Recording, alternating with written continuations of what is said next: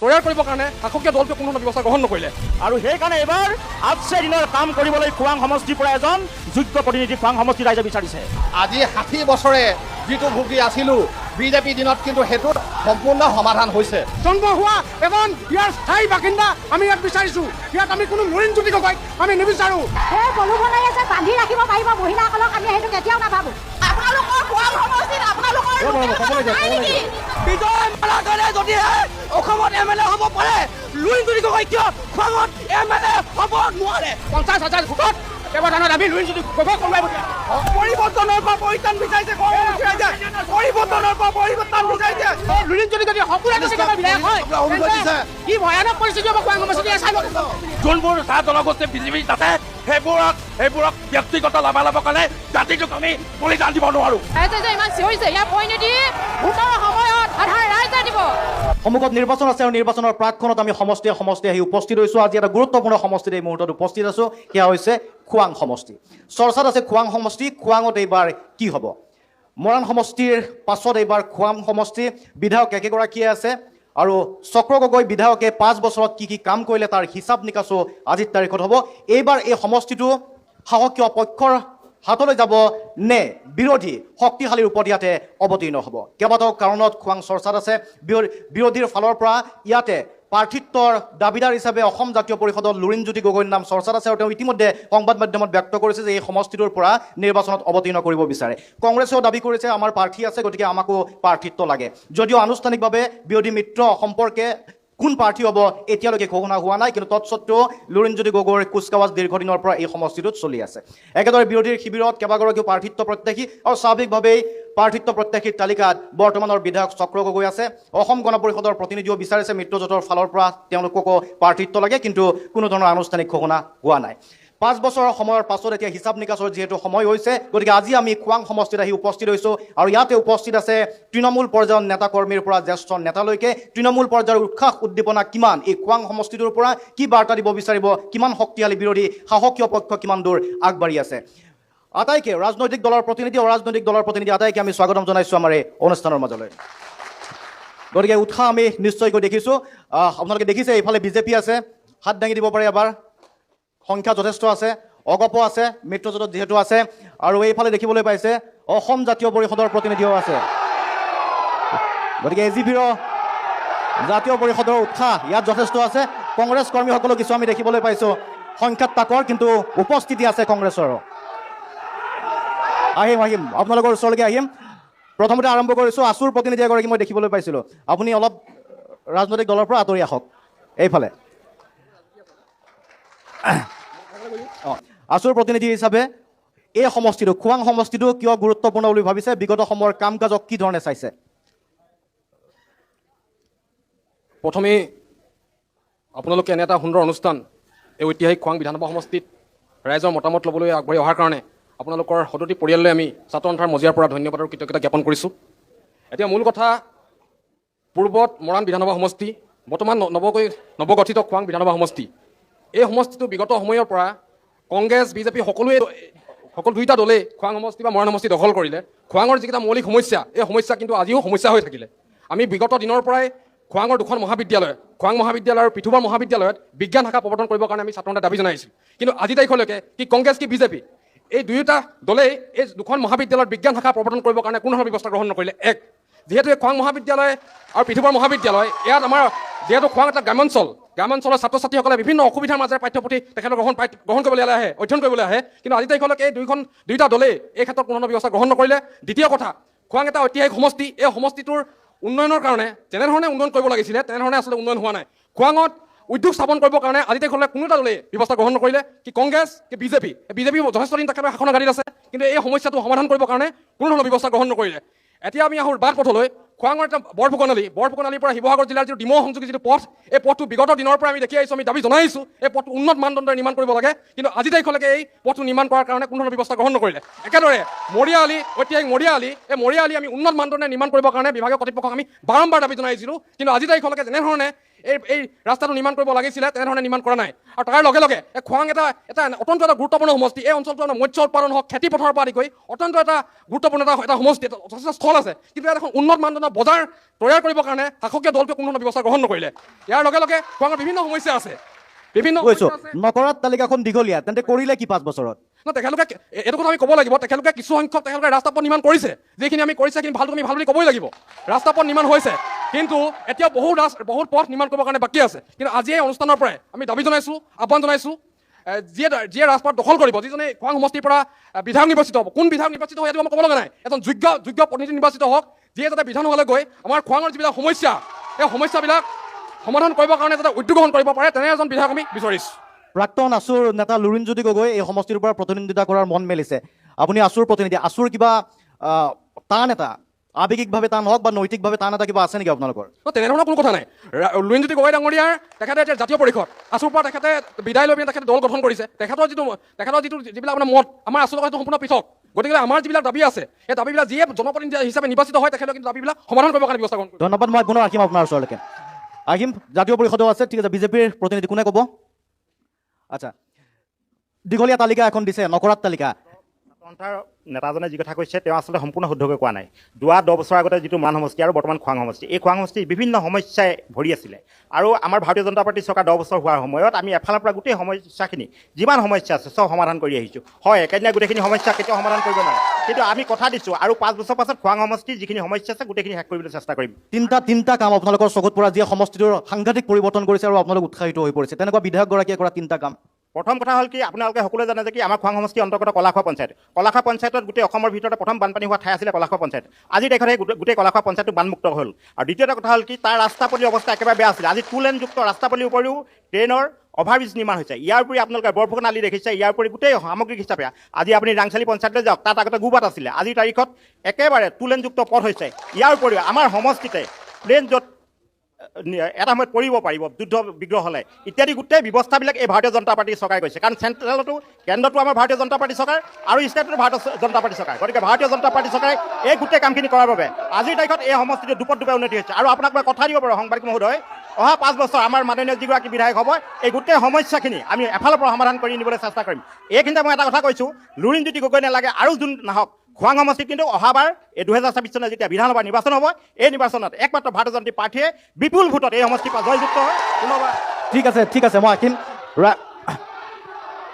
জাতীয় পৰিষদৰ প্ৰতিনিধিৰ ওচৰলৈকে আহিব বিচাৰিছোঁ উন্নয়নৰ শ্লোগানৰ কথা কৈছে উন্নয়ন মূল মন্ত্ৰ লুৰিণজ্যোতি গগৈ নহয় যি আহিলেও বিজেপিৰ প্ৰাৰ্থীগৰাকীয়ে বিজয় হ'ব বুলি কৈছে কিমান শক্তিশালী প্ৰকৃততে লুৰিণজ্যোতি গগৈ খোৱাং সমষ্টিৰ পৰা কাৰণ তেখেতে কেৱল খোৱাং সমষ্টিৰে নহয় যিহেতু অসমৰ এটা ৰাজনৈতিক দলৰ এটা ফেচ এগৰাকী নেতা গতিকে সমষ্টিটোৰ পৰা বিজয় হোৱাৰ সম্ভাৱনা কিমান আছে আচ্ছা প্ৰথমতে অসম লাইভ 24 চেনেলটোলৈ ধন্যবাদ জ্ঞাপন কৰিছোঁ আপোনালোকে আজি যে খোৱাঙৰ ভিতৰুৱা খবৰবিলাক এই ভিতৰুৱা খবৰবিলাক ল'ব আহিছে তাৰ কাৰণে আপোনালোক সকলোৱে ধন্যবাদ জনাইছোঁ কাৰণ চাওক আজিৰ দিনৰ বাট চাই মানুহ অতিষ্ঠ হৈছে আৰু সেইকাৰণে এবাৰ আজিৰ দিনৰ কাম কৰিবলৈ খোৱাং সমষ্টিৰ পৰা এজন যোগ্য প্ৰতিনিধি খোৱাং সমষ্টিৰ ৰাইজে বিচাৰিছে সম্পূৰ্ণ স্বজন তোষণেৰে যি তেখেতসকলে যে ৰাজনীতি কৰি আছে স্বজন তোষণৰ ৰাজনীতিৰ অৱসান পেলাবলৈ এইবাৰ ৰাইজে উঠি পৰি লাগিছে মথাউৰিৰ কথা কৈছে আজি তেখেতসকলে মইনাগাঁৱলৈ যাওক মইনাগাঁৱৰ মথাউৰি কি অৱস্থা পানী হ'লে মানুহে খেতি কৰিব নোৱাৰা অৱস্থাৰ 60 কিলোমিটাৰ মূৰে মূৰে টুল গেটৰ নামত তেখেতসকলে টেক্স লৈছে এজন 60 কিলোমিটাৰ নামত ডকাইত তেখেতসকলে ৰাখি লৈছে আজিৰ পৰা টুল গেটৰ নামত মানুহে টেক্স দি মানুহে আজি 60 কিলোমিটাৰ মূৰে মূৰে টুল গেটৰ নামত এজন ডকাইত তেখেত ৰাখি হৈছে ৰাস্তাৰ পথৰ উন্নয়ন আপোনালোকে চাই যাওক 2-3 বছৰ হোৱাৰ লগে লগে ৰাস্তাৰ পথৰ অৱস্থা একেবাৰে নোহোৱা হৈ পৰে গতিকে এইবিলাক যিবিলাক তেখেতসকলে স্বজন তোষণৰ যিবিলাক তেখেতসকলে ৰাজনীতি কৰিব বিচাৰিছে ৰাস্তা ঘাটৰ যিবিলাক উন্নয়ন ফুপুৰা স্বৰূপ উন্নয়নৰ যিবিলাক ফুপুৰা স্বৰূপ সেই ফুপুৰা স্বৰূপৰ নামতে আপুনি গম পায় কম্পিউটাৰ অপডিটৰ জেনেৰেল কেগৰ প্ৰতিবেদনৰ মতেৰে 1,59,000 টকা লোন লৈছে চৰকাৰখনে গতিকে 1,59,000 কোটি টকা লোন ঘূৰাবলৈ এই চৰকাৰখনে অসমৰ সম্পদ অসমৰ দাঁতি মেটি বিক্ৰী কৰিছে গতিকে এইবাৰ খোৱাঙৰ ৰাইজে টকালি ভাঙিছে এইবাৰ এজন অসমৰ যোগ্য ব্যক্তি প্ৰতিনিধিত্ব কৰিব আৰু সেয়া লুৰিণজ্যোতি গগৈ বুলি কৈছে আপোনালোকে উত্তৰ দিব তাৰপিছত কংগ্ৰেছৰ ওচৰলৈ যাম মই আপোনালোকলৈ ধন্যবাদ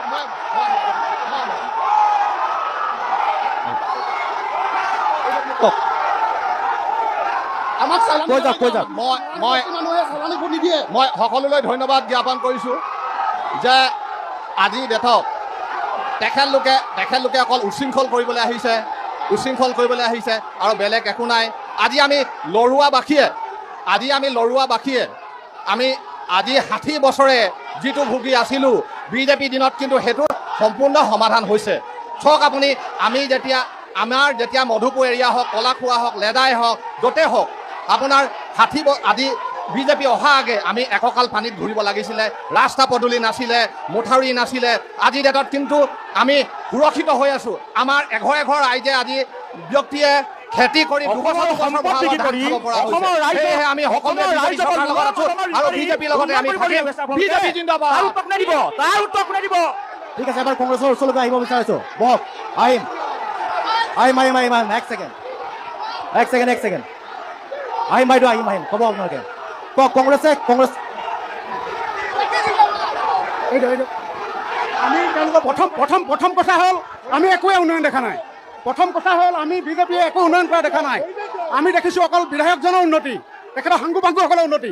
এতিয়া কথা হ'ল কি, নতুনকৈ গঠন হোৱা এইটো খোৱাং সমষ্টিত ছিটিং বিধায়কজনে ইতিমধ্যে স্বীকাৰ কৰিছে কংগ্ৰেছৰ ইয়াত ইতিমধ্যে 40,000 ভোট আছে। আজি কোনো কেম্পেইনিং নকৰিলেও কংগ্ৰেছৰ ইয়াত 40,000 ভোট ইতিমধ্যে আছে। এতিয়া নতুনকৈ গঠন হোৱা কংগ্ৰেছৰ এই সমষ্টিটোত আমি এজন স্থানীয়, আমি হাতৰ চিম্বলত এজন বিধায়ক বিচাৰিছোঁ।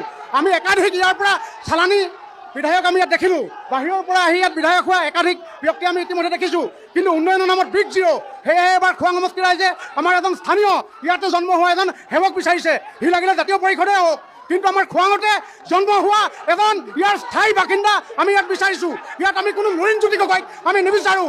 আমি বিচাৰোঁ ইয়াতে জন্ম হোৱা এজন স্থায়ী বিধায়ক, লাগিলে তেওঁ জাতীয় পৰিষদে হওক, কিন্তু আমাক লাগে ইয়াতে জন্ম হোৱা এজন স্থানীয় বিধায়ক।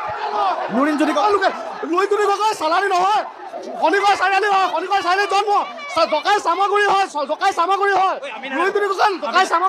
ঠিক আছে, বহি লওক। আহিম এইফালে, আহিম। বহি লওক। এজনকৈ ক'ব সকলোৱে। বহি লওক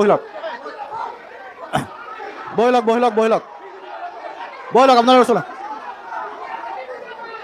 বহক। বিজেপি কৰ্মীসকলে বহক, বিজেপি কৰ্মীসকলে বহক, জাতীয় পৰিষদে বহক। আমি কথা পাতিম। ঠিক আছে,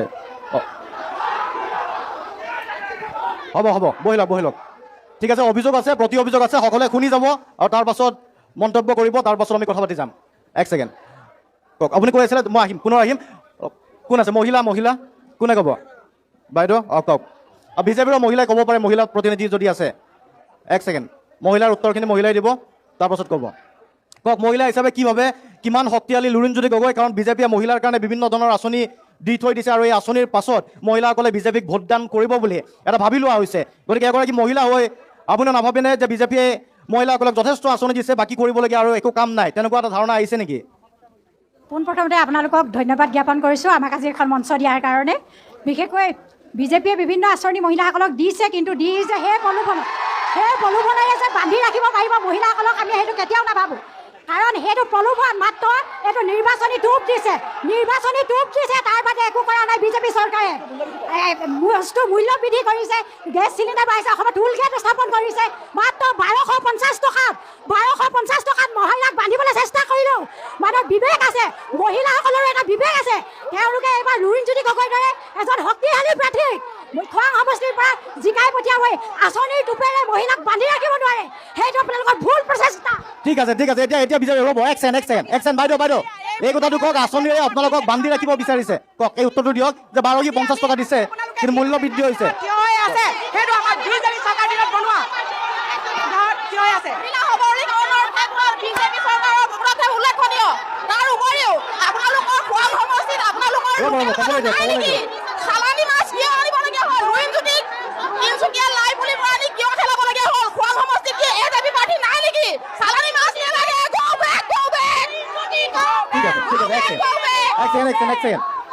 হ'ব, ঠিক আছে, বাইদেউ কৈছে। আমি আৰু কথা পাতিম। বেলেগ দল আছে। এবাৰ অগপৰ ওচৰতো আহিব বিচাৰিছোঁ। বিজেপি আৰু জাতীয় পৰিষদে কৈছে অগপৰ প্ৰতিনিধিগৰাকী আছে, মই আপোনাৰ ওচৰলৈকে আহিব বিচাৰিছোঁ। এইফালে যাওক। নিজৰ দলৰ মানুহখিনি নিজৰ ঠাইত বহক। এক ছেকেণ্ড, আপুনি অগপৰ এগৰাকী জ্যেষ্ঠ নেতা আৰু এই সমষ্টিটোৰ পৰা টিকট প্ৰত্যাশীও। আন এগৰাকী। কিন্তু মিত্ৰতাৰ প্ৰসংগটো আছে, এতিয়ালৈকে স্পষ্ট হোৱা নাই। কি ভাবে যিয়ে টিকট লাভ নকৰক কিয় এইবাৰ প্ৰত্যাহ্বান হ'ব পাৰে নেকি? বিৰোধীও যথেষ্ট উৎসাহত থকা দেখিবলৈ পোৱা গৈছে লুৰিণজ্যোতি গগৈক লৈ। মিত্ৰ দল সদায় শক্তিশালী আৰু অসমত মিত্ৰ দলেই পুনৰ আমাৰ চৰকাৰ হ'ব। আৰু ডক্টৰ হিমন্ত বিশ্ব শৰ্মা ডাঙৰীয়াই ইতিহাস ৰচনা কৰিছে। তেওঁ আজি চাওক, আজি অসমৰ লাখ লাখ মানুহ আজি তাৰিখত ম্যাদী পতা দিছে। আগতে দিছিল নেকি? ডিব্ৰুগড়খনক ৰাজধানী কৰিলে, ডিব্ৰুগড়ত ৰাজধানী কৰিছে। ডিব্ৰুগড়ৰ AMC 300 কোটিৰ ওপৰত দিছে। ডিব্ৰুগড়ৰ ইউনিভাৰ্চিটিত ক'ৰ ক'ৰ দিছে। ৰাস্তা বদলি হৈছে, এইটো উন্নয়ন নহয় নেকি? আৰু কৰিবলগীয়া আছে। আমাৰ ছাত্ৰ সন্থা বন্ধুজনে কৈছে যে ছায়েন্সটো লাগে কৰিব লাগিব, ৰাস্তা বদলি আৰু দুই এটা আছে কৰিব লাগিব, কিন্তু উন্নয়ন নাই হোৱা বুলি যদি কয় এইটো গোকান মিছা কথা কোৱা হ'ব। আৰু অসম গণ পৰিষদ বিজেপি আমি মিত্ৰ দলত আছোঁ, আমাৰ সংঘাত নাই। টিকেট বিচাৰিছোঁ। আমি লুৰিণজ্যোতি গগৈ পাৰ্টী জাতীয় পৰিষদক এই যোৱা পঞ্চায়তৰ ইলেকশ্যনত আমি 4000 ওপৰ ভোটত জিলা পৰিষদ জিকিছোঁ। আমি ছেমিফাইনেল জিকিলোৱেই, মিত্ৰ দলে ছেমিফাইনেল জিকি আছোঁ, মাত্ৰ ফাইনেল জিকিবলৈ বাকী আছে। ফাইনেল জিকিবলৈ বাকী আছে। মিত্ৰজোঁটৰ কথাটো কৈছে। এক ছেকেণ্ড কথাটো আপুনি ক'ব। হ'ব, জাতীয় পৰিষদে ক'ব, এই কংগ্ৰেছক ক'ব বিচাৰিছে, কৈছে চাওক সেইফালে AGP BJP মিত্ৰ হৈ আছে, যিয়ে নহওক মিত্ৰ হৈ থাকিব নিৰ্বাচনত। এতিয়া আপোনালোক AJPৰ প্ৰতিনিধি যদি লুৰিণজ্যোতি গগৈ হয়, একেই মিত্ৰতাৰে অৱতীৰ্ণ হ'ব নে আপোনালোকে লুৰিণজ্যোতি গগৈক দিলে কংগ্ৰেছে সমৰ্থন নকৰে?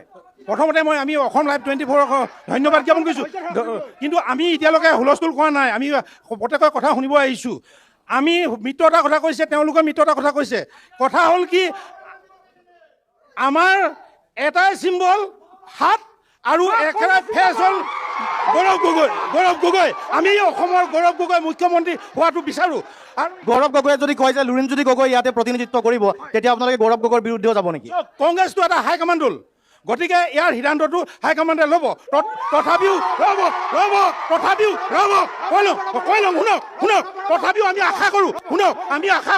আমি আশা কৰোঁ যে কংগ্ৰেছ এটা বিগ ব্ৰাদাৰ দল, এটা ৰাষ্ট্ৰীয় দলৰ লগত ৰাষ্ট্ৰীয় দলে যুঁজিব। আমি শুনক শুনি লওক, কথাটো শুনক। আমি লুৰিণজ্যোতি গগৈক বেয়া নাপাওঁ। কথাটো শুনি লওক আপোনালোকে। আমি লুৰিণজ্যোতি গগৈক বেয়া নাপাওঁ, তেওঁ এজন শ্ৰেষ্ঠ নেতা। শুনক। কিন্তু আমাৰ নতুনকৈ গঠন হোৱা খোৱাং সমষ্টিৰ বাকী ৰাইজে আমি বিচাৰোঁ, যদি ইয়াত মিত্ৰতা হয় তেনেহ'লে আমি বিচাৰোঁ ইয়াত লাগিলে জাতীয় পৰিষদে হওক। শুনক, জাতীয় পৰিষদৰ পৰা কোনোবা স্থানীয় এজন ল'ৰাই খেলক, ইয়াতে জন্ম হোৱা এজন ল'ৰাই খেলক, আমি তেওঁক সমৰ্থন কৰিম। কিন্তু বাহিৰৰ পৰা অহা এজনক আমি মানি ল'ব নোৱাৰিম। আচ্ছা, ইয়াতে লোকেল আনলোকেল ইছ্যু এটা হৈ আছে বুলি কৈছে লুৰিণজ্যোতি গগৈ। কংগ্ৰেছ তৃণমূল পৰ্যায়ৰ কংগ্ৰেছৰ কৰ্মীসকলকো লাগিব আপোনালোকক, কিন্তু লুৰিণজ্যোতি গগৈ বাহিৰৰ পৰা আহিছে, স্থানীয় প্ৰাৰ্থী এগৰাকী লাগে বুলি ভাবে। এই বিষয়টোত আপোনালোকৰ কি? লোকেল আনলোকেল কথা নাই। মই তাৰ আগতে অসম গণ পৰিষদ দলৰ যিজন ব্যক্তি আছে, অসম গণ পৰিষদ দলৰ যিজন ব্যক্তিয়ে মিত্ৰতাৰ কথা ক'লে, আঞ্চলিকতাবাদৰ কথা ক'লে, আজি অসম গণ পৰিষদ দলৰ স্থিতি ক'ত আছে? অসম গণ পৰিষদ দলৰ যিটো দুৰ্গ বৰহমপুৰ সমষ্টিৰ আজি বিধায়ক কোন? হাতীৰ পুখুচাত উঠি বিজেপি দল অসমলৈ আহিলে, আৰু সেই পুখুচাত উঠি অহা বিজেপি দলে আজি হাতীটোক কেনেকৈ গ্ৰাস কৰি পেলালে সেই কথাটো প্ৰথম গণ পৰিষদ দলৰ হেৰিয়ে বিশ্লেষণ কৰক। তাৰপিছত বিজেপিসকলে যি কথা ক'বলৈ আগবাঢ়িছে, বিজেপি দলে লুৰিণজ্যোতি গগৈ বা তাৰ বিপৰীতে যিসকল ব্যক্তিয়ে প্ৰতিনিধিত্ব কৰিব বিচাৰিছে, সেই প্ৰতিনিধিত্ব কৰা ব্যক্তিসকল কোন আৰু ক'ৰ পৰা আহিছে তেখেতলোকে বিশ্লেষণ কৰিছে। আৰু এটা কথা সৰ্বানন্দ সোণোৱাল ডাঙৰীয়াক মৰাণ সমষ্টিৰ পৰা বিধায়ক হৈছিলে, তেখেতৰ ঘৰ ক'ত আছিলে এবাৰ সোধক। আৰু এটা কথা বিজেপি দলৰ ভাৰতৰ প্ৰধানমন্ত্ৰী নৰেন্দ্ৰ মোদী ডাঙৰীয়া বেনাৰছৰ পৰা ইলেকশ্যন নিৰ্বাচন খেলে, কিন্তু তেখেতৰ ঘৰ ক'ত? তেখেত চালানী হয় নে লোকেল হয়? প্ৰথমে তাৰ উত্তৰ দিয়ক, এনেই যা তা কথা কৈ লাভ নাই। ঠিক আছে, কওক লুৰিণজ্যোতি গগৈক কিয় খোৱাং সমষ্টিৰ পৰা বিজয় কৰাব বিচাৰিব আপোনালোকে? কেনেকৈ বিজয় হ'ব? ঠিক আছে, আমি আপোনালোকে উত্তৰ দিব। জাতীয় পৰিষদৰ ষ্ট্ৰেটেজিটো আমি সুধি লওঁ। লুৰিণজ্যোতি গগৈ যদি জিকিব বুলি ভাবিছে, কিয় জিকিব? তেওঁ কি কৰিব পাৰিব সমষ্টিটোত? চাওক, তেখেতলোকে প্ৰথম কথা মই কৈছোঁ, আপুনি এটা কথা কৈছোঁ যে বিজেপিৰ MLA বিজয় মালাকাৰ বাংলাদেশী এজন কৰ্মী, বাংলাদেশী নাগৰিক। বিজয় মালাকাৰে যদিহে অসমত MLA হ'ব পাৰে, লুৰিণজ্যোতি গগৈ কিয় খোৱাঙত MLA হ'ব নোৱাৰে? উত্তৰ দিয়ক বিজেপিয়ে। লুৰিণজ্যোতি গগৈ আমি এইকাৰণেই জিকাম কাৰণ খোৱাঙত এখন মডেল সমষ্টি হিচাপে আমি অসমত প্ৰদৰ্শন কৰিব বিচাৰিছোঁ। এখন মডেল সমষ্টি হিচাপে খোৱাংখনক উজ্জ্বলাব বিচাৰিছোঁ। কাৰণ স্বাস্থ্য আৰু শিক্ষা ক্ষেত্ৰত পয়া লগা অৱস্থা খোৱাংখনক অসমৰ এখন গৌৰৱ উজ্জ্বল সমষ্টি যে প্ৰতিষ্ঠিত কৰাৰ লক্ষ্য হৈছে আমাৰ লুৰিণজ্যোতি গগৈ। এইফালে চক্ৰ গগৈ আছে, এইফালে লুৰিণজ্যোতি গগৈ আছে। এক ছেকেণ্ড মই আহিম। এফালে চক্ৰ গগৈ, এফালে যদি লুৰিণজ্যোতি গগৈ হোৱা নাই। নাই মই একেলগে কৈ আছোঁ। নাই মই বেলেগ এটা কথা সুধি আছোঁ। এই সমষ্টিটোত আহোম জনগোষ্ঠীৰ যথেষ্ট সংখ্যক ভোটাৰ আছে। গতিকে আহোম জনগোষ্ঠীৰ বাবে বিজেপি চৰকাৰখনে যথেষ্ট কাম কৰা বুলি কৈছে। আপোনালোকে এই অভিযোগটো সম্পৰ্কে কি ক'লে? চাওক, আহোম জনগোষ্ঠী সম্পৰ্কে বিজেপিয়ে ক'ব। মই এবাৰ সুধিছোঁ, জনগোষ্ঠীৰ নামত 6 জনগোষ্ঠীৰ জনজাতিকৰণৰ নামত এই চৰকাৰখনে এটাকৈ টোপ দি আছে।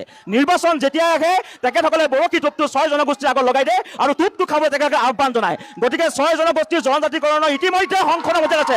তাৰপিছত তেখেতসকলে প্ৰতিবেদন বনাই আকৌ তেখেতসকলে লোকসভাৰ মজিয়ালৈ পৰি আছে। গতিকে এনেকুৱা ধৰণৰ নাচুৰ ঘটনা আমি দেখা নাই। গতিকে সম্পূৰ্ণ জনগোষ্ঠীটো প্ৰতাৰণা আৰু প্ৰবঞ্চনা কৰি আছে এই চৰকাৰখনে। আহোম জনগোষ্ঠীৰ লগত কেৱল হেতালি খেলি আছে তেখেতসকলে।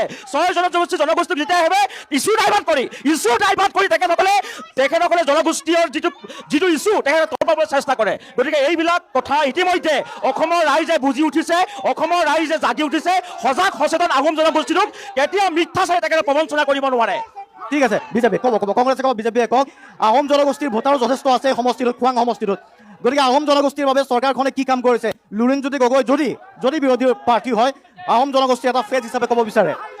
চক্ৰ গগৈও আছে, তেখেতো আহোম জনগোষ্ঠীক প্ৰতিনিধিত্ব কৰে। গতিকে আহোম জনগোষ্ঠীৰ হকে কোনে চিন্তা কৰিছে প্ৰকৃততে? নাই, আমি ভাৰতীয় জনতা পাৰ্টীয়ে কোনো জনগোষ্ঠী বুলি কথা নহয়, আমি সমষ্টিবাসী হিচাপে কাম কৰোঁ। আৰু ভাৰতীয় জনতা পাৰ্টীয়ে এটা চবকে সাথ চবকে বিকাশ, আমি সকলোকে লৈ সমাজৰ একেবাৰে শেষৰজন ব্যক্তিৰ সৰ্বাংগীন উন্নতিৰ বাবে আমি কাম কৰোঁ। আমি কেতিয়াও এটা জনগোষ্ঠী বুলি কাম নকৰোঁ। ইয়াত কথা হ'ল কি, ইয়াত থকা সকলো বাগানৰ মজদুৰ স্বাৱলম্বী হ'ব লাগিব, আহোম জনগোষ্ঠীৰ জনগোষ্ঠী হ'ব লাগিব। ইয়াত ব্ৰাহ্মণজনো ধনী হ'ব লাগিব, ইয়াত আটাইতকৈ কৈৱৰ্তজনো ধনী হ'ব লাগিব। গতিকে আমি সকলো জনগোষ্ঠীক লৈ এটা সৰ্বভাৰতীয় দল হিচাপে আৰু সমগ্ৰ অসমখনৰ এটা প্ৰতিনিধি হিচাপে আমি ইয়াত ভাৰতীয় জনতা পাৰ্টীৰ দলক প্ৰতিষ্ঠা কৰিম। আৰু আমি কোনো জনগোষ্ঠী হিচাপে কাম নকৰিম, আমি সমূহ জনগোষ্ঠীৰ সৰ্বাংগীন উন্নতিৰ বাবে প্ৰতিমুহূৰ্ততে ভাৰতীয় জনতা পাৰ্টীয়ে কাম কৰোঁ। আৰু গতিকে কৈছোঁ, অহাবাৰ আমাৰ ইয়াত পুনৰবাৰ ভাৰতীয় জনতা পাৰ্টী জিকিব। আৰু লুৰিণজ্যোতি গগৈ কেনেকৈ জিকিব আপোনালোকে এটা যুক্তি দিয়ক। যোৱা পঞ্চায়ত নিৰ্বাচনত তেখেতসকলক আমি কৈছিলোঁ 17টা পঞ্চায়তৰ 17টাতে আপোনালোকে হাৰিব, আৰু সেইকাৰণে এটা ৱাৰ্ড মেম্বাৰ তেওঁলোকে নিজিকিলে। আমাৰ 17টা পঞ্চায়ত আছে, 17টা কাউন্সিল আছে, 4টা জিলা পৰিষদ আছে। ইয়াৰ উপৰিও আমি প্ৰতি মুহূৰ্ততে ৰাইজৰ সৰ্বাংগীন উন্নতিৰ বাবে গোটেই সমষ্টিৰ চুকে কোণে উন্নতিৰ বাবে কাম কৰোঁ। গতিকে আমাৰ ভাৰতীয় জনতা পাৰ্টী, মই এটা কথা ক'ব বিচাৰিছোঁ, আমাৰ তেখেতৰ এজিপি এজনে কৈছিলে কি সৰ্বানন্দ সোণোৱাল ক'ৰ হয়, আমি সৰ্বানন্দ সোণোৱাল ক'ৰ হয় সেইটো ক'ব বিচৰা নাই। দিয়া আমি লুৰিণজ্যোতি ক'ৰ হয় সেইটো ক'ব বিচৰা নাই। তেখেতৰ খতিত হিচাপে যিটো হ'ব লগা আছে, কংগ্ৰেছ আৰু এজিপি মিত্ৰ হ'ব লগা আছে। কংগ্ৰেছ দলে কৈছে যে তেখেতক চালানী নহ'ব, লোকেল পাৰ্টি লাগিব। সেই লোকেল পাৰ্টি আজি এই মঞ্চৰ পৰা আপোনালোকক সকিয়াই দিছোঁ যে অহা বিধানসভা নিৰ্বাচনত আমি বিধায়ক চক্ৰধৰ গগৈক পুনৰবাৰ ভাৰতীয় জনতা পাৰ্টীৰ দলে টিকেট দিব, আৰু 50,000 ভোটত ব্যৱধানত আমি লুৰিণজ্যোতি গগৈক হৰুৱাই পঠিয়াম। এজেপিয়ে কংগ্ৰেছৰ বুকুচাত উঠি অসমৰ একো ডেভেলপ কৰিব নোৱাৰে, সেইটো নিশ্চিত। আৰু কংগ্ৰেছেও 60 বছৰ কৰিব নোৱাৰিলে, তাকে আমি বিজেপিয়ে প্ৰমাণ। মই কংগ্ৰেছ দলৰ পৰা ক'ব বিচাৰিছোঁ, কংগ্ৰেছ জিন্দাবাদ। আৰু কথা হৈছে যিগৰাকী বিধায়কৰ বিৰুদ্ধে চাওঁ বিজেপি দলৰ যদি কৰ্মীয়ে বিৰোধিতা কৰিছে, কংগ্ৰেছ বিধায়কে ভাল কাম কৰা নাই। সেইকাৰণে আৰু চালানী লোকেল কয় কিয় তেওঁলোকে? আৰে সৰ্বানন্দ সোণোৱাল শুনক না, তেওঁলোকৰ প্ৰাক্তন মুখ্যমন্ত্ৰী সৰ্বানন্দ সোণোৱালক শুনক না যে তেখেতে কিয় মাজুলী সমষ্টিৰ পৰা বিধায়ক খেলিছিলে, কিয় মৰাণ সমষ্টিৰ পৰা বিধায়ক খেলিছিলে। নৰেন্দ্ৰ মোদী প্ৰশ্ন কৰক না, কিয় বানাৰসৰ পৰা ইলেকশ্যন খেলিছিলে।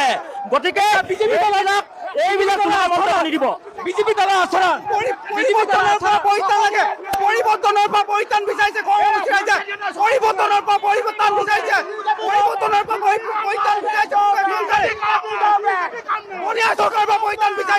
বনিয়া চৰকাৰৰ পৰা পৰিত্ৰাণ বিচাৰিছে। নিজৰ নিজৰ ঠাইত বহক, নিজৰ আসন বহক, নিজৰ আসন বহক। নিজৰ আসন বহক।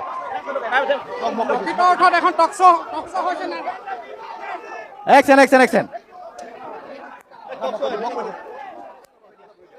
অলপ ৰৈ দিয়ক। আপোনালোকক অনুৰোধ কৰিছোঁ, নিজৰ দলৰ মানুহখিনি এইফালে থাকক, জাতীয় পৰিষদ এইফালে থাকক। আমি বহক, নিজৰ আসনত বহক।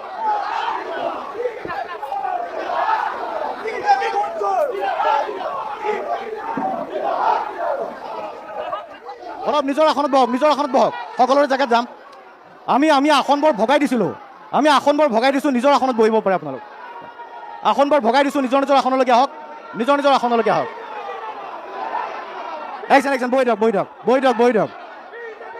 সমষ্টিৰ কথা পাতি থকা হৈছে, 5 বছৰৰ উন্নয়নৰ কথা পাতি থকা হৈছে। পাৰ্টীৰ ওচৰত নাহক, কোনোবা নিৰপেক্ষ ব্যক্তি আছে দে। আচ্ছা, দলৰ ওচৰত নহয়, আমি কিছু ভোটাৰৰ ওচৰলৈকে আহিছোঁ, কিছু নিৰপেক্ষ ব্যক্তিৰ ওচৰলৈকে আহিছোঁ, মতামতটো লৈ ল'ম।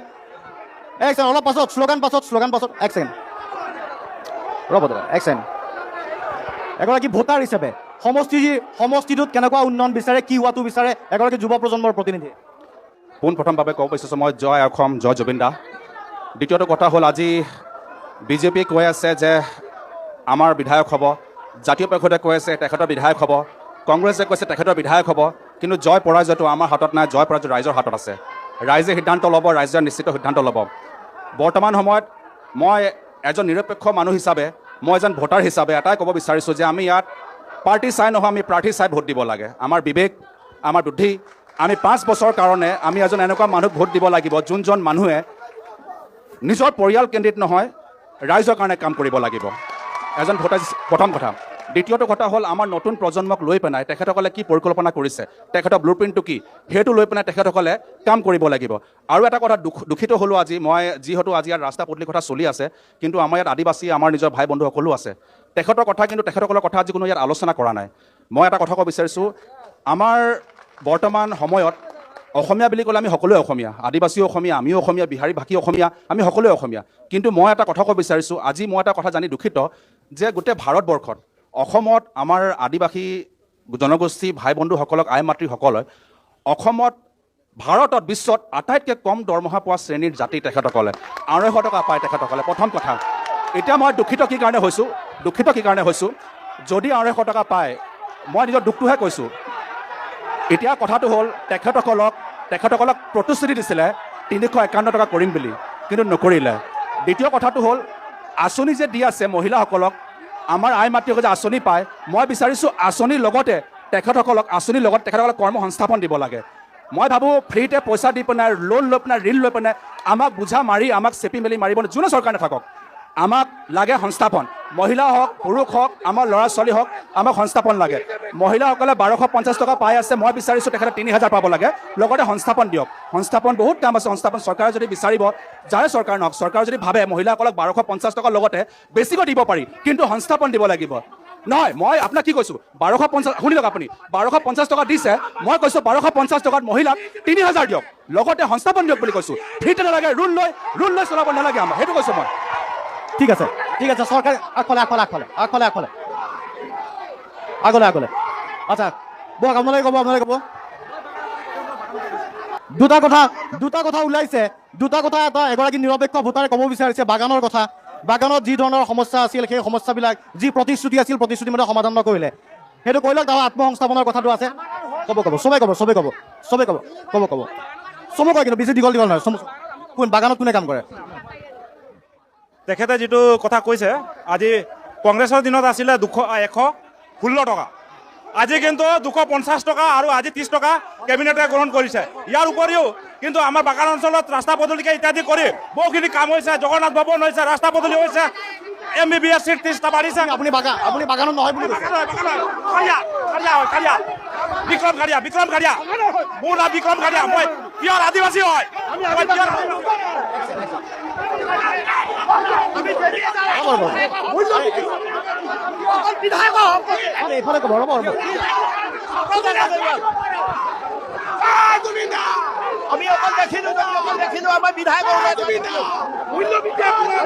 আজি বিজেপি সকলে কৈছে বাগানত আমি দৰমহা বৃদ্ধি কৰিলো, তেখেতসকলে যিটো 250 টকা যি দৰমহা বৃদ্ধি কৰিবলৈ ক'লে, কোনো নটিফিকেশ্যন নাই, কোনো হেৰি নোকোৱাকৈ তেওঁলোকে কালি বিজেপি চৰকাৰে এই দৰমহা কমাই দিব পাৰিব। আৰু আজি অসম চাহ নিগম বাগানৰ অৱস্থা, দুৰৱস্থা একেবাৰে বেয়া।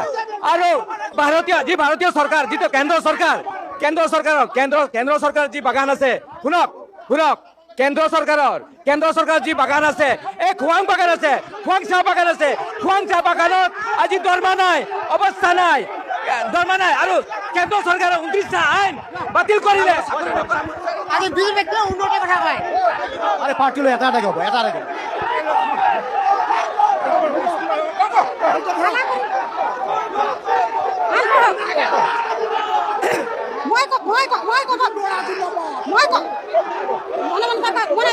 মই ক'ব বিচাৰিছো শ্লোগানটো বন্ধ কৰক অলপ সময় শ্লোগান বন্ধ কৰক শ্লোগানটো বন্ধ কৰক আৰে শ্লোগান দি থাকিলে কথা কেনেকৈ হ'ব বাগান এজনকৈ কওক বাগানৰ কথা কৈছে এখেতে আপুনি কওক আজি আমাৰ চক্ৰধৰ গগৈ ডাঙৰীয়া আপোনালোকে ক'ব দিয়ক বাগানত আজি 60 বছৰে বাগানত তেল পিছগুল কৰি থৈ দিলে আজি এই চৰকাৰে ভাৰতীয় জনতা পাৰ্টি চৰকাৰে বাগানত আদৰ্শ হাইস্কুল বনাইছে বাগানৰ গলি ৰাস্তা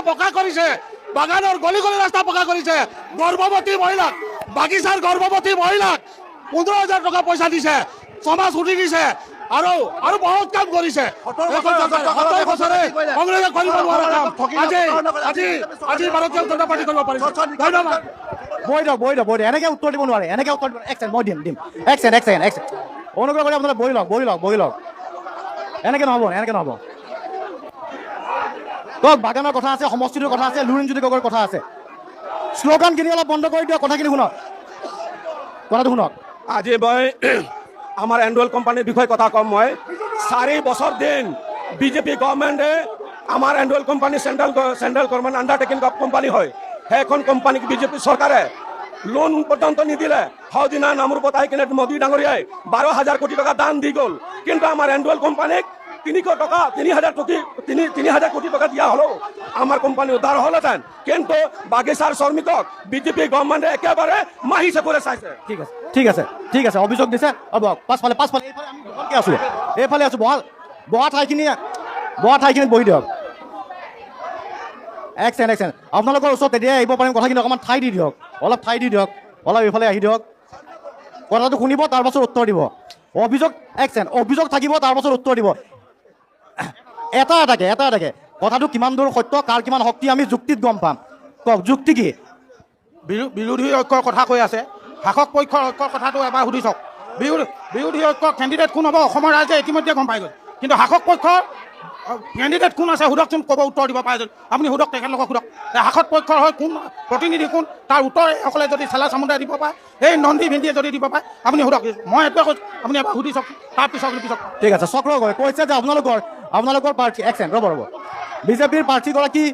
বিজেপিৰ প্ৰাৰ্থীগৰাকী চক্ৰ গগৈ হোৱাৰ সম্ভাৱনা কিমান তেওঁলোকে কৈছে আপোনালোকৰ এতিয়ালৈকে থিৰাঙে হোৱা নাই কোন বিজয়ী হ'ব আমাৰ 100% আমি 50,000 ভোটৰ ব্যৱধানত আমি জয়যুক্ত হ'ম আৰু তাতকৈ আপোনাৰ লক্ষণীয় কথা হ'ল আজি দেখিছে কিদৰে আমি 10 বছৰ শাসনত থকা অৱস্থাত আমি কাকো খেদি যোৱা নাছিলোঁ আজি আমাক খেদি আহিছে এয়া যদি লুৰিণজ্যোতি গগৈ যদি কেতিয়াবা কোনোবা সপোনতো যদি আজি বিধায়ক হ'বলৈ হয় চাওক এতিয়া চাওক আপোনাক কেনেকৈ খেদি আছে অভিযোগ আনিছে অভিযোগ যেতিয়া আনিছে তেন্তে প্ৰত্যেক অভিযোগ যেতিয়া আনিছে শুনিবলৈ হ'ব লাগে আমি 10 বছৰ শাসনত থকা অৱস্থাত আমি কাকো খেদি যোৱা নাছিলোঁ কিন্তু আজি খেদি আহিছে লুৰিণজ্যোতি যদি সপোনতো কেতিয়াবা বিধায়ক হয় কি ভয়ানক পৰিস্থিতি হ'ব খোৱাং সমষ্টি চাই লওক আছোৱে ক'ব বিচাৰিছে ৰ'ব এক ছেকেণ্ড আহিম আছোৱে ক'ব বিচাৰিছে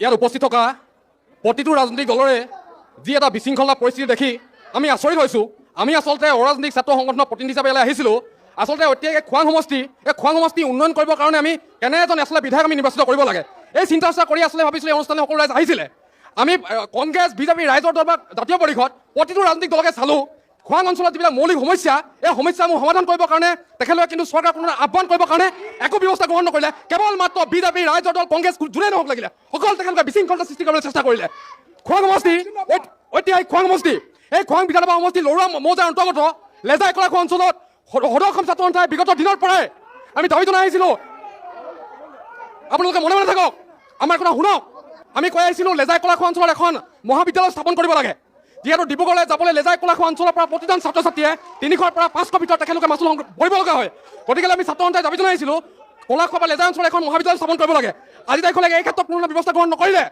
শাসকীয় চৰকাৰখনে তাৰ একে সময়তে ইয়াত উপস্থিত থকা ৰাইজৰ দল কংগ্ৰেছ বা জাতীয় পৰিষদ তেখেতলোকে এইবিলাক বিষয়ৰ ওপৰত আলোচনা কৰিবৰ কাৰণে কোনো ব্যৱস্থা গ্ৰহণ কৰা নাই এই মুহূৰ্তলৈকে আমি কৈ আছিলোঁ খোৱাঙত খোৱাঙত যিহেতু এটা ক্ৰীড়াৰ পৰিৱেশ আছে, সুস্থ পৰিৱেশ আছে, খোৱাঙত এটা ষ্টেডিয়াম নিৰ্মাণ কৰিবৰ কাৰণে আমি দাবী জনাইছিলোঁ। এই ক্ষেত্ৰত আজি তাৰিখলৈকে কোনো ব্যৱস্থা গ্ৰহণ নকৰিলে আৰু ইয়াৰ উপস্থিত থকা প্ৰতিটো দলেই এই বিষয়ত সিদ্ধান্ত ল'ব পৰা নাই, কোনো ব্যৱস্থা গ্ৰহণ নকৰিলে। কেৱল মাত্ৰ তেওঁলোকে চিঞৰ বাখৰ এটা বিশৃংখল পৰিৱেশ সৃষ্টি কৰিছে। মৌলিক যিটো প্ৰয়োজন আছে এই প্ৰয়োজনখিনি পূৰাব লাগিব। একচেন সমষ্টিৰ কথাটো কওক, একচেন ৰ'ব অলপ চাইডত যাওক। এটা এটাকে অভিযোগৰ কথা কৈছে, কামবোৰৰ কথা, কিছুমান কাম হোৱা নাই, সেই ধৰণৰ আঁচনিৰ কথাও দেখুওৱা হৈছে, বিভিন্ন ধৰণৰ কাম হোৱা নাই বুলি কৈছে। এটা কথা কওক, লুৰিণজ্যোতি গগৈ গোটেই বাগিচা ৰাইজক এই যোৱা কেইদিনৰ আগত 5,000কে টকা দিয়া গ'ল। এই 5,000 টকা শ্ৰমিকৰ পিএফৰ নম্বৰ কিয় ল'লে? আমি জানো যে আমাৰ পিএফ ফাণ্ডৰ পৰা সেই টকা চৰকাৰে বিতৰণ কৰিছে। আমাক 4 জনগোষ্ঠীক মিছলীয়া কথা কৈছে। আমাৰ পিএফৰ টকা দিছে, আমি জানো পিএফৰ পৰা দিছে টকা। আমাৰ পিএফৰ নম্বৰ কিয় ল'লে? এই পিএফৰ নম্বৰ লৈ পইচাটো দিলে নেকি? 5,000 টকা পিএফৰ নম্বৰ লৈ দিছে। আমাৰ খোৱাঙত আকৌ এবাৰ জাহাজ ডুবিব, কাৰণ 70 বছৰ ৰাজত্ব কালত কংগ্ৰেছে আঁঠুৱা কম্বল বিতৰণ কৰি এতিয়া বৰ্তমান যিটো চান্দা পাৰ্টি, মিয়া পাৰ্টিৰ লগত নেগুৰা ধৰি দল বগাব বিচাৰিছে, সেই পাৰ্টি সদায় হেৰি কৰিব। আকৌ এবাৰ বিজেপি চৰকাৰ হ'ব, অসমত বিজেপি চৰকাৰ এনেকৈ নহয়। একচেন ৰ'ব অলপ ৰৈ দিয়ক, অলপ নিজৰ ঠাইত যাওক, বিজেপি যাব, কংগ্ৰেছ যাব, অলপ জাতীয় পৰিষদ চাইডত যাওক। কৈছোঁ একেলগে যে উৎপাত কৰি আছে, ইয়াত আপুনি এটা প্ৰেক্ষাপট দেখিছে। বৰ্তমান সাহসী দলৰ মানুহ বৰ্তমান পলাই গৈছে। আপুনি চাওক, সিহঁতৰ মানুহ নাই, আমাৰ মানুহ চাওক, সিহঁতৰ মানুহ বৰ্তমান এটা হাৰি গৈছে, অলৰেডি পলাই গৈছে। সিহঁতে ভয়াতুৰ হয়। আজি মই খোৱাং গোটেই সমষ্টিটো ঘূৰিছোঁ, এটা ৰাস্তা ভাল নাই, বলক পোৱা ৰাস্তা কৰি ফাটি চিটি শেষ। আপুনি যদি বিশ্বাস নকৰে কাইলৈ মোৰ ওলাব, মই আপোনাক দেখাই দিম ৰাস্তা অৱস্থা কি। মই খোৱাং সমষ্টিৰ এই অৱস্থা আজি দিনত। লুৰিণজ্যোতি গগৈ খোৱাঙৰ পৰা কিয় লাগে? খোৱাঙৰ পৰা আমাৰ এইকাৰণেই লাগে, খোৱাংখন হৈছে এখন আঞ্চলিকতা পাৰ্টি আগৰ পৰা থকা এটা সমষ্টি, যিটো সমষ্টি সৰ্বান্ত সোণোৱাল নিচিনা মানুহে ইয়াৰ পৰা মুখ্যমন্ত্ৰী হৈ গৈছে, আজি সাংসদ হৈ গৈছে। গতিকেলৈ আমি ভাবোঁ আগন্তুক দিনত লুৰিণজ্যোতি গগৈ নিচিনা মানুহৰ আঞ্চলিকতাবাদ থকা মানুহৰ লগতহে সমষ্টিৰ উন্নয়ন হ'ব বুলি মই ভাবোঁ। আঞ্চলিক বা জাতীয়তাবাদী শিবিৰৰ মানুহ এজন বিচাৰিছে, শক্তিশালী মানুহ এজন বিচাৰিছে। লাইভ বুলি তেখেতে ইলেকশ্যন খালি 2টা ইলেকশ্যন হাৰি গৈছে, পঞ্চায়ত এটা দখল কৰিব, এটা ৱাৰ্ড দখল কৰিব নাই। ৰাইজে কিয় তেওঁলোকক প্ৰত্যাখ্যান কৰিলে? তিনিচুকীয়া জিলাই ৰাইজে কিয় প্ৰত্যাখ্যান কৰিছে? কিয় প্ৰত্যাখ্যান কৰিছে? দুলীয়াজানৰ ৰাইজে কিয় প্ৰত্যাখ্যান কৰিছে? নাহৰকটীয়া ৰাইজে কিয় প্ৰত্যাখ্যান কৰিছে? এটা কথা কৈছোঁ, যোৱা আমাৰ বিজেপি চৰকাৰ শাসনকালত আমি আমাৰ গাতে লাগি থকা শিৱসাগৰ সমষ্টি দেখিছোঁ। আমাৰ যিজন অখিল গগৈ, তেওঁ বিৰোধী দলত থাকি সমষ্টিটো কি উন্নয়ন কৰিব লাগে? আমাৰ খোৱাং সমষ্টিৰ লুৰিণজ্যোতি গগৈ খেলিবলৈ আহিছে, তেওঁ যদি কাইলৈ জিকে আমাৰ খোৱাং সমষ্টিৰ ৰাইজে যে আপোনাৰ বঞ্চিত হ'ব। ঠিক আছে, এতিয়া বহক, অলপ আসন আছে, আপোনালোকে বহি লওক, অনুগ্ৰহ কৰি নিজৰ আসন বহি লওক। অলপ এক ছেকেণ্ড, নিজৰ আসনত লওক, আসন আছে, আসনত বহক। আপোনালোকে বহি লওক।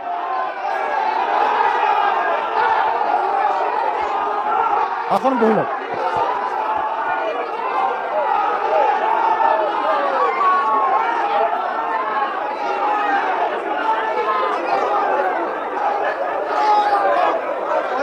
কোনোৱে কাৰো কথা শুনা নাই, আপোনালোকে বহি লওক। আমি খোৱাঙত উপস্থিত আছোঁ আৰু খোৱাঙত নিৰ্বাচনৰ প্ৰেক্ষাপট জানিবলৈ চেষ্টা কৰিছিলোঁ। অনুগ্ৰহ কৰি আপোনালোকে নিজৰ মতামতখিনি দিব। শ্লোগানৰ কাৰণে আমাৰ অতিৰিক্ত 5 মিনিট সময় থাকিব, নিজৰ শ্লোগান দি দিব। এই 5 মিনিটত মই কৈ দিম তেতিয়া শ্লোগানৰ সময়। এতিয়া কথাখিনি যদি আমি পাতোঁ, কথাখিনি ৰাইজৰ মাজলৈকে যাব। আচলতে গুৰুত্বপূৰ্ণ সমষ্টি খোৱাং সমষ্টিটো কি কাৰণে গুৰুত্বপূৰ্ণ ইতিমধ্যে বিবেচনা কৰা হৈছে, কিন্তু গাৰ শক্তি নহয়, ভোটৰ শক্তিৰ ওপৰত নিৰ্ভৰ কৰিব খোৱাঙৰ ভৱিষ্যত কি হ'ব। ইতিমধ্যে কংগ্ৰেছ অজাপৰ প্ৰতিনিধিয়ে কৈছে, বিজেপি আছিল, লগতে অগপও আছিল মিত্ৰজোঁটৰ। অগপৰ প্ৰতিনিধিয়ে কৈছে যে আমিও প্ৰাৰ্থিত্ব বিচাৰি আছোঁ। মই সেই একেটা প্ৰশ্ন কংগ্ৰেছক সুধিছিলোঁ, যদি বিজেপিক আজিৰ তাৰিখত কোনো কাৰণত ধৰা হ'ল যে সমষ্টিটো অগপক এৰি দিলে, আপোনালোকে মানি ল'বনে নলয়? বা আপোনালোকৰ সমষ্টি, আপোনালোকৰ প্ৰাৰ্থী এতিয়াও চূড়ান্ত হোৱা নাই নেকি?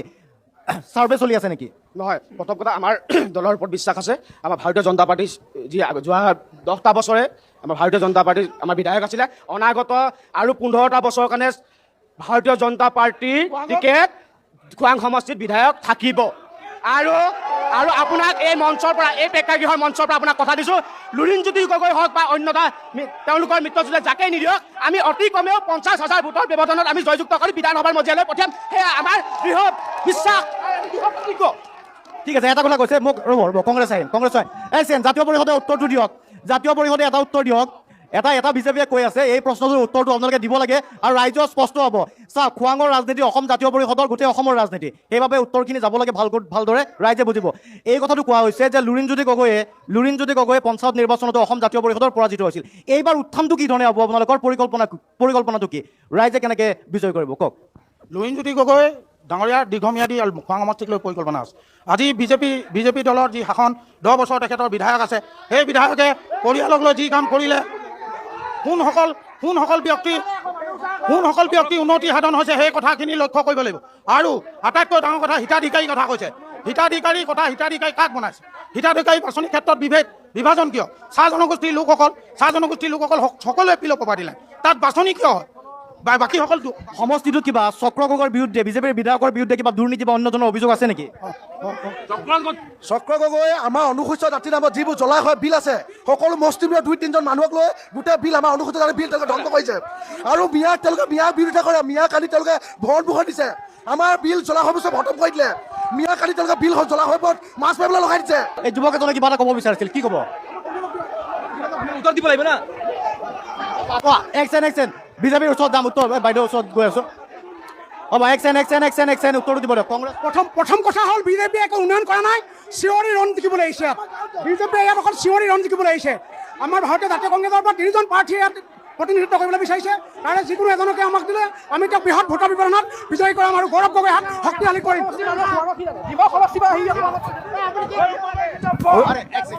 কৈছে কংগ্ৰেছে ক'লে এইবাৰ বিজেপিয়ে ক'ব। একচেন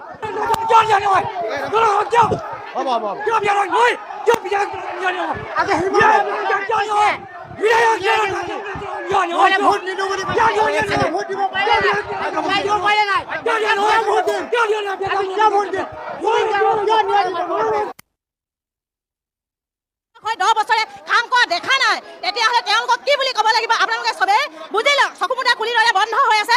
খোৱাং সমষ্টিৰ চক্ৰধৰ গগৈ আজিলৈকে যিমান কাম কৰিলে, আজি 15 বছৰে কংগ্ৰেছে একো কাম কৰিব পৰা নাছিলে। লুৰিণজ্যোতিয়ে ৰাজপথত টায়াৰ জ্বলাই হুলস্থুলহে কৰিব পাৰে। ইয়াত লুৰিণজ্যোতি কাম নাই। আৰু যিবিলাক মানুহে লুৰিণজ্যোতি হৈ চিঞৰি আছে, তেওঁলোকে বিজেপি চৰকাৰখনৰ অৰুণোদয় 10,000 টকা উদ্যমিতা আঁচনি বা ঘৰ লেট্ৰিন খাপ লৈ আমাৰ বিধান সমষ্টিৰ লুৰিণজ্যোতি শিলগুটি এটাও অৱদান নাই। সেইজন ব্যক্তিক আমি কোনো পধ্যে আমাৰ বিধায়ক নিবিচাৰোঁ। তেওঁলোকে যিটো কথা কৈছে, তেওঁলোকে ৰাতিপুৱাৰ পৰা খেলিব লুৰিণজ্যোতি গগৈ। আমাৰ বিজেপিৰ পৰা যোনে প্ৰাৰ্থী হওক, ইলেকশ্যনত জয় পৰাজয় আছে, আমিও যুঁজিম, তেওঁলোকেও যুঁজক। কিন্তু ভুৱা কাম নাই কৰা, এই ৰাস্তা পদূলি হোৱা নাই, ভুৱা প্ৰলোভন লৈ যাতে ৰাজনীতি তেওঁলোকে নেনামে। আমি 10 বছৰ আমাৰ বিধায়কজনে যি উন্নয়ন কৰিছে আমি দেখি আছো। হয়, ইয়াৰ পৰিণতি ৰাইজে যে ইমান চিঞৰিছে, ইয়াৰ পৰিণতি ভোটৰ সময়ত সাধাৰণ ৰাইজে দিব। আজি বিজেপি চৰকাৰে যিখিনি উন্নয়ন কৰিছে, সেইখিনি ৰাইজে যিখিনি ঠগিছে, ৰাইজক যিখিনি ঋণৰ বোজাত দিছে, সেইখিনি মিছা। আৰু এতিয়া কি কৰি আছে? ৰাইজৰ নিজৰ মাটি ভেটি এতিয়া হেৰাব, তালৈ লক্ষ্য কৰক। আপোনালোকে লক্ষ্য কৰিছেনে? স্কুলত মেট্ৰিক পৰীক্ষা চেণ্টাৰত নাই বেণ্ডেজ, এখন স্কুল বন্ধ দিবলগীয়া হয়। আন এখন স্কুলত বেঞ্চ ডেস্কৰ সেইখিনি অভাৱ বহুত চলি আছে, সেইখিনি সাধাৰণ ৰাইজে ভুগি আছে। সেইখিনি ৰাইজে ভোটৰ সময়ত দেখুৱাব। এতিয়া আপোনালোকে 1000বাৰ বিজেপি জয় বিজেপি জয় ক'ব নালাগে, আমাক 1200 অৰুণোদয় পৰিত্ৰাণ লাগে। ঠিক আছে, এগৰাকী নিৰপেক্ষ কংগ্ৰেছৰ নেতাজনে যিটো কথা কৈ আছে, তেওঁ 3টা দল ভাগ কৰিলে। প্ৰথম কংগ্ৰেছ, তাৰপিছত বিজেপি, তাৰপিছত এজেপি, এতিয়া আকৌ কংগ্ৰেছ। তেওঁৰ কথা, তেওঁ কি দলত আছে তেওঁ নিজে নাজানে। এগৰাকী নিৰপেক্ষ ব্যক্তিয়ে ক'ব।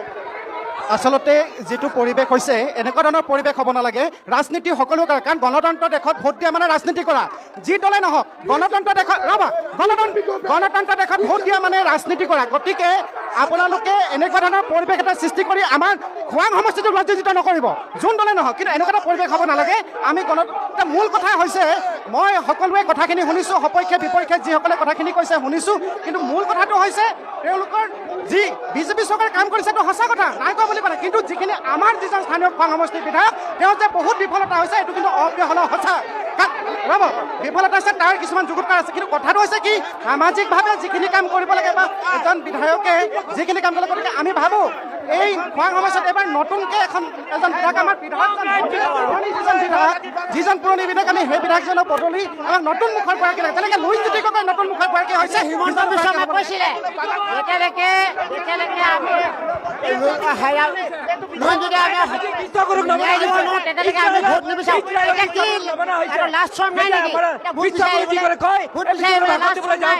অসমৰ ৰাইজে পৰিৱৰ্তন বা পৰিত্ৰাণ বিচাৰিছে 6 জনগোষ্ঠী জনজাতিকৰণ কেতিয়া আহিব 16 মে কেতিয়া আহিব সেইটো উদক তেওঁলোকৰ 16 মে কেতিয়া আহিব 6 জনগোষ্ঠী জনজাতিকৰণ কেতিয়া আহিব সেইটো উদক সেইটো ৰিপ্লাই দিয়ক আমি ভোট কাটিম কাক ভোট দিম গৰুক দিম আমাক দিম বিধায়ক প্ৰবন্ধ কয় দালালয় বিধায়কবিলাক কাক ভোট দিম ভোটবিলাক আমি নিৰ্বাচন কৰিব খৰচ দিম না চুৰাক দিম নে টকা দিম কাক দিম আমাক দেখাই দিয়ক কাক ভোট দিম চুৰাক দিম নে টকা দিম নে মানে মাম কাক দিম চুৰাক দিম নে টকা দিম হত্যা দিম কাক ভোট দিম ধন্যবাদ লুইনজ্যোতি গগৈ যোৱাবাৰ ডাঙৰ কৰি নাহিলে দুলে নাহিলে এইবাৰ খোৱাঙত এনেকুৱাকৈ হৰুৱাম উজনি অসমত চিট বিচাৰি নাপাব ইমান বেয়াকৈ হৰুৱাম ঠিক আছে ধন্যবাদ জ্ঞাপন কৰিছোঁ আমি নিৰ্ধাৰিত নাই সময় শেষ নিৰ্ধাৰিত সময়ত আমি কথা পাতিবলৈ চেষ্টা কৰিছিলোঁ যথেষ্ট উত্তেজনাপূৰ্ণ পৰিস্থিতিৰ মাজেৰে খোৱাঙৰ আজি এই অনুষ্ঠান চলিছিল গুৰুত্বপূৰ্ণ সমষ্টি তীব্ৰ প্ৰত্যাহ্বান হ'ব বুলি ইতিমধ্যে চৰ্চিত হৈছিল আৰু আমি খোৱাঙত আহি উপস্থিত হৈ বুজ ল'বলৈ চেষ্টা কৰিছিলোঁ শাসকীয় পক্ষ কিমান শক্তিশালী ৰূপত আছে আৰু বিৰোধীত যিহেতু লুৰিণজ্যোতি গগৈ অসম জাতীয় পৰিষদৰ পৰা নামটো চৰ্চাত আছে এক প্ৰকাৰ নিশ্চিত যে লুৰিণজ্যোতি গগৈ এই সমষ্টিৰ পৰা নিৰ্বাচনত অৱতীৰ্ণ হ'ব লক্ষণীয় হ'ব ভোটন নিৰ্বাচনত প্ৰকৃততে খোৱাঙৰ ফলাফল কি হয় কাৰণ খোৱাঙৰ ৰণদংগা আপোনালোকে দেখিবলৈ পাইছে আজি আৰু খোৱাঙৰ এই পৰিৱেশ নিৰ্বাচনত দিনাখন অব্যাহত থাকে নে নাথাকে সেয়া লক্ষণীয় হ'ব